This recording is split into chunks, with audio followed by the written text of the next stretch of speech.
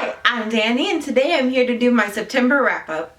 Okay, the first book I finished this month was actually a birthday present, and it is Receiver of Many. This is a kind of a Hades and Persephone retelling, though it's not quite like a modern retelling. It is told back in ancient Greece, where Persephone, the goddess of spring, the daughter of Demeter and Zeus, learns about her betrothal to Hades that her mother didn't tell her about her whole life, and this is just basically about half their story. It starts from about the time Persephone was a newborn, very briefly, and skips to about when she's about a millennia old, and Hades is finally ready to claim his bride, and the story takes off from there. And I absolutely love this book. I loved it so much that if you've seen my birthday book haul, if you have not, I will link it below.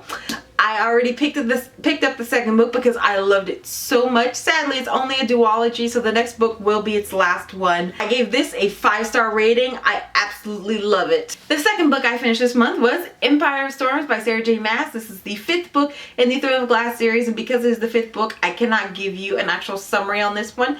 But the first book starts off with Throne of Glass. It is about an assassin named Celaena Sardothien who gets thrown into a prison camp and brought out by the prince to be his champion in his dad's game to find their kingdom and assassin. And it just takes off from there. And if you were to look at book 1 and look at book 5, you would not recognize them because these characters have grown so much. The plots have built and turned and twisted and become something that I definitely never thought this series would actually be. But I gave this one a 4.7 star rating.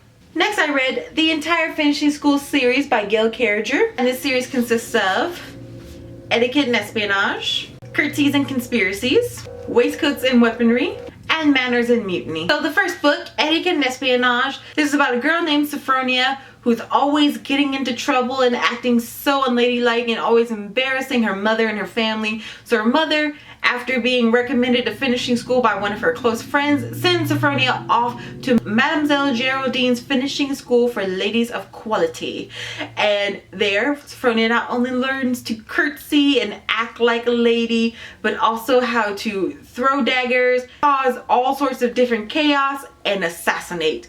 This one definitely was my favorite in the series. It's very rare where book 1 is my favorite, but it was so much fun, and it is a steampunk novel, so there was all sorts of different things that definitely worked on my imagination. Like, there were some things I just, even after the description, I could not figure out what they look like. I actually had to go and look them up. Bumpersnoot is definitely one of my favorite fictional animals now. He is so cute and so mischievous. But I gave this one a 3.7 star rating. Book 2, Curtsies and Conspiracies, I gave this one about a flat 3-star rating. It wasn't as great as it was a little less fun, but it still was pretty good and pretty interesting, though it lagged a little bit towards the beginning, but picked up towards the end. Waistcoats and Weaponry, book 3 in the Finishing School series. This one definitely dragged on for most of the book. The only really interesting parts were the different types of technology in this world, and some more of what the girls will be their weapons when they finally finish in school. But otherwise, the whole plot line I was pretty much bored with. I had to push my way through this one. Manners and Mutiny, like book 3, I had to push my way through a lot, and I ended up skimming most of this one, so I did not enjoy the last few books in this one.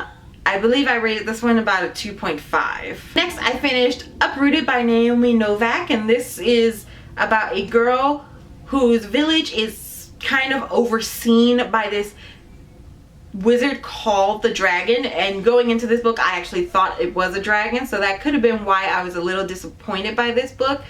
And he takes one girl every 10 years, takes her to his castle, makes them more ladylike and proper, and basically they're kind of companions. When they come back, the girls are completely unrecognizable to their family. They take their dowries given to them by the dragon because all the people in the village believe, no matter how many girls tell them that he never touched them, that something ended up happening with the dragon. And so they take their dowries and they move away. So when it comes around for our main characters, she's now old enough to be put in kind of the pool of girls who the dragon picks from. It was originally going to be her best friend, but something about her catches the dragon's attention, and she ends up finding out throughout the book that she has magic. And I really was interested in this book for about the first half, but once they rescued the queen from the tree, my interest just seemed to go, and so I ended up not finishing this one. That's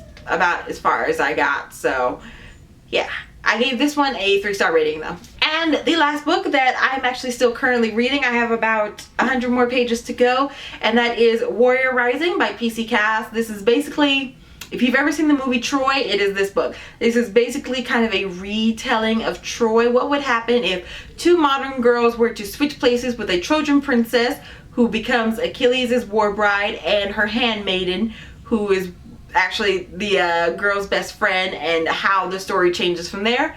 I'm liking it pretty good so far. It's not as great as the rest of the series, but it is still pretty good.